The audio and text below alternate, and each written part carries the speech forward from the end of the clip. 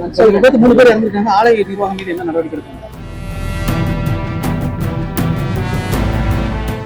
அது தொடர்ந்து இப்படி விபத்து நடக்குது. ஏதாவது நம்ம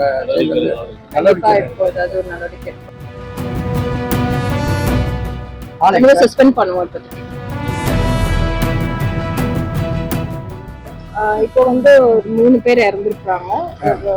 2 பேர் 3 பேர் தீக்காயம் ஹாஸ்பிட்டல் கூட்டிட்டு போயிருக்காங்க. காரணம் தான் என்னன்னு இப்போ பார்த்துட்டு சொல்லுங்க. இன்வெஸ்டிகேட் பண்ணிட்டு தான் என்ன காரணம் சொல்ல முடியும். அது தொடர்ந்து இப்படி விபத்து நடக்குது. ஏதாவது நம்ம இப்போ ஏதாவது ஒரு நடவடிக்கை எடுப்போம். என்னன்னு பார்க்கலாம். 3 பேர் இறந்துருக்காங்க. ஆலை நிர்வாகம் மீது என்ன நடவடிக்கை எடுக்கணும்? சஸ்பெண்ட் பண்ணுவோம். இப்போதைக்கு இமிடியேட்டா சஸ்பெண்ட் பண்ணுவோம்.